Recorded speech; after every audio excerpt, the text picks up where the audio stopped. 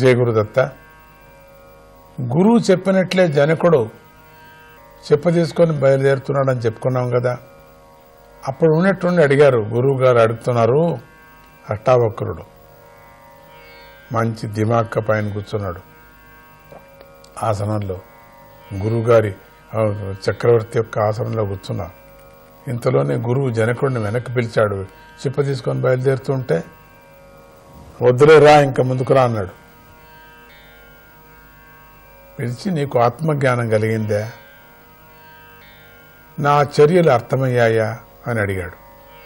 ఇప్పటికైనా నీకు ఆత్మజ్ఞానం కలిగిందే, నేను చేసే చేష్టలంతా నీకు అర్థమైందే? స్వామి, నాకు ఆత్మజ్ఞానం కలిగింది. ఎందుకనుకున్నానంటే, నాకు ఎవరు శత్రువులు లేరు. ఇంక నేను రాజు కాదు కదా, ఏమీ కాదు కదా, అందుకని నాకెవరు శత్రువులు లేరు. ఇప్పుడు నాకు ఏ విధమైన భయం లేదు, ఎవరు ఎప్పుడు చంపుతారో అనేది లేదు. నాకిప్పుడు నాకు ఏ విధమైనటువంటి విచారమూ లేదు.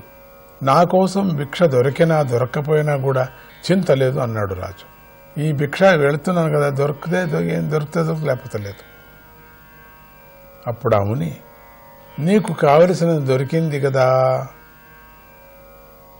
ఇక నీ రాజ్యాన్ని నీకే ఇచ్చేస్తున్నాను, చక్కగా పరిపాలన చేసుకొని ఆశీర్వదించి వెళ్ళిపోయాడు. నీకేం దొరకాలా, అది దొరికింది. అంటే నాకు శత్రువులు ఎవరు లేరు అన్నావు, కారణం నీకు అహంకారం పోయింది అని అర్థం.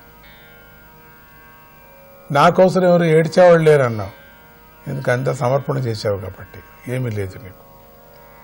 ఆ భావన నీకు రావాలని నేను చేశా, అందుకని నీకు ఈ రాజ్యాన్ని ఇస్తున్నా, ధర్మంగా ఈ రాజ్యాన్ని పరిపాలించు అని ఆశీర్వదించి వెళ్ళిపోయాడు. ఇది అండి గురువు పరీక్ష అంటే.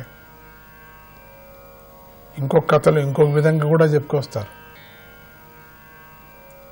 ఇక్కడ పండితులు చర్చా రూపంలో బోధించడానికి ప్రయత్నించి విఫలమయ్యారు.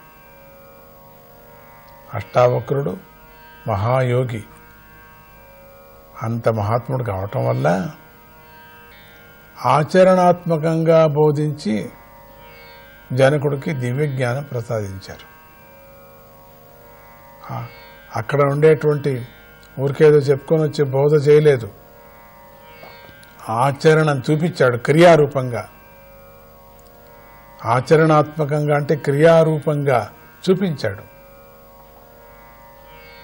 శరీరము, ఇంద్రియాలు, మనస్సులతో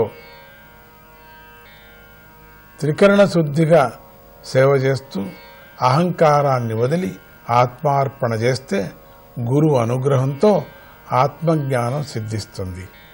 అంతేకాని కేవలం శాస్త్రజ్ఞానం వల్ల, వాదాల వల్ల రాదని ఈ కథ బాగా మనకు తెలుస్తుంది. వాదం చేసి చేసి చేసి చేసి అది గొప్పది, ఇది గొప్పది, అది గొప్పది, ఇది గొప్పది పాండిత్యం చూపించుకున్నారు,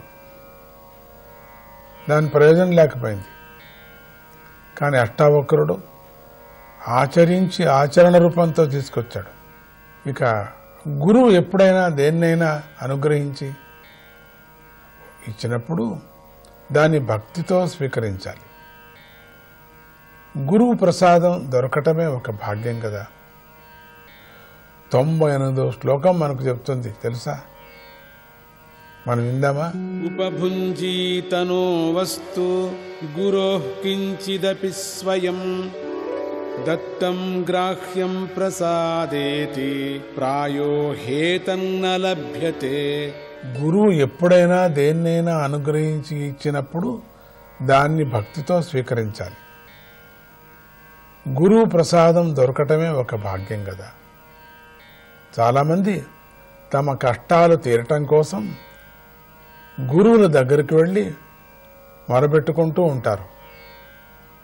వాళ్ళు అంతా విని ఏ ఫలమో పుష్పమో కుంకుమో ప్రసాదంగా ఇచ్చి పంపిస్తారు. వీళ్ళకి తృప్తి కలగదు. ఏంటిది ఇంత కష్టం చెప్పుకుంటే ఒక రక్ష ఇచ్చి పంపిస్తున్నారు నాకు, అంతేనా? చాలామందికి తృప్తి కలగదు. ఎందుకంటే ఆ ప్రసాదం యొక్క మహిమ వాళ్ళకి తెలీదు. గడ్డిపూస కూడా ఇచ్చినా కూడా దాని మహిమ తెలీదు ఎంతోమందికి. అట్లా గూటి మీద పెట్టేస్తారు. ఇంత కుంకుమ పడేస్తే దాన్ని తీసుకొని కిటికీలో వేసేస్తారు. కిటికీలో ఉండిన ఈ చీమలంతా దగ్గరకు వచ్చి ముక్తిని పొందుతాయి. ఒక కలకండ ఇచ్చినా కూడా దాని నోటికి కూడా వేసుకోరు ఎంతోమంది.